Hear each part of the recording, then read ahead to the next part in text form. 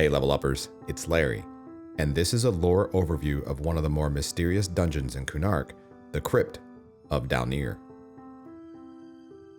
To understand the Crypt of Dalnir, first you should understand who Dalnir actually was, and that story begins back during the reign of Emperor Gnak and the Age of Turmoil.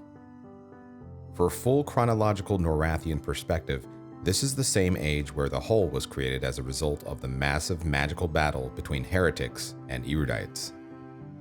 Dalnir, or with his more prestigious title, Haggle Baron Dalnir, was a noble and legendary weaponsmith who would on occasion study necromancy. In contrast to others who delved in the dark arts, Dalnir didn't want to rely on them to try to cheat fate or extend his mortality. He had accepted that his accomplished life would come to an end. To glorify his life, he wanted to build an elaborate but hidden final resting place, where his wealth, his vast library of history, and advanced arcane studies would symbolize his great intellect. Incidentally, the crypt was never intended for outsiders to marvel at his accomplishments. As a matter of fact, the crypt wasn't even intended for anyone but for Dalnir himself. Upon completion of the crypt, Dalnir saw to it that all involved with its construction were put to death. The only one spared was the servant of Dalnir, who was given specific instructions of burying Dalnir upon death. Naturally, it would be Dalnir's final act that would ensure that nobody would find his treasured resting grounds. Dalnir put a curse upon the entire crypt, which would seal it off from any outsiders getting in or insiders getting out. His servant would spend the rest of his days in solitude within the crypt. Sometime after the death of Dalnir, there was a scholar named Dag who, in his old age, had not only served Gnak, but had also even served Atrib. Upon Atrib's suspected death, Dag wasted no time to begin studying what was called the Forbidden Circle, which included wizardry, enchantment, and magic. His preference was wizardry. During this time, there were very specific laws in place that prohibited any Ixar from studying magic of this type, but Dag broke these laws and would continue to seclude and conduct private studies with his Sarnaks slave, Cly. Only Cly would be allowed to assist with these blasphemous studies because nobody else could be trusted. Kern Machta, the imperial executioner and interrogator of the Sebalisian Empire, would commission Dag for a magical dagger to be crafted for his personal use.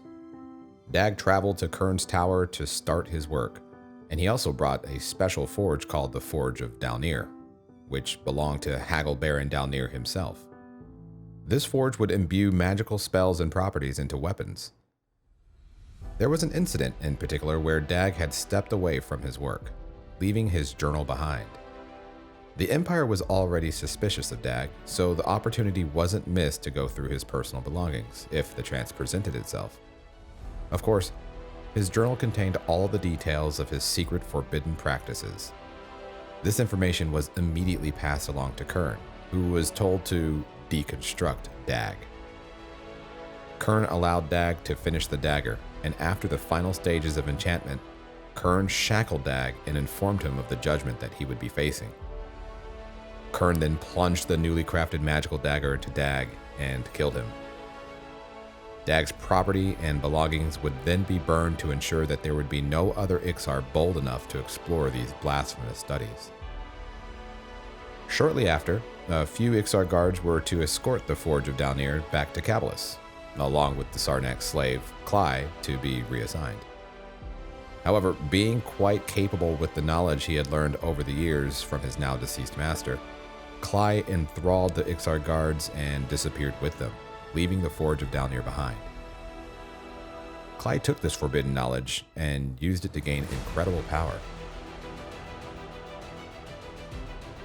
Being familiar with who Dalnir was and the magical powers observed from the Forge, Cly would reunite with his Sarnak people and coerce them against their will into joining him in retaking the crypt. Only Cly would be able to break the curse protecting the centuries-old Crypt of Dalnir. Once Cly and his followers, or for faction's sake, the Cly, were established, they completely excavated the crypt and expanded it even more to create an immense underground laboratory. Cly knew that the allure of the non-curse protected crypt with the vast amount of riches and knowledge would be quite the attraction for would-be looters. But for Cly, this was an opportunity to create a trap. With his powerful ways of mind control and coercion, non-assuming treasure seekers who entered the crypt would be possessed. Their primary purpose now to serve the hive mind of the Cly and defend the crypt with their lives. And that is the lore that brings us to the Crypt of Dalnir that we all know and love. Thank you for watching. Make sure to swing by Twitch and Discord, and we'll see you soon. Level up hype!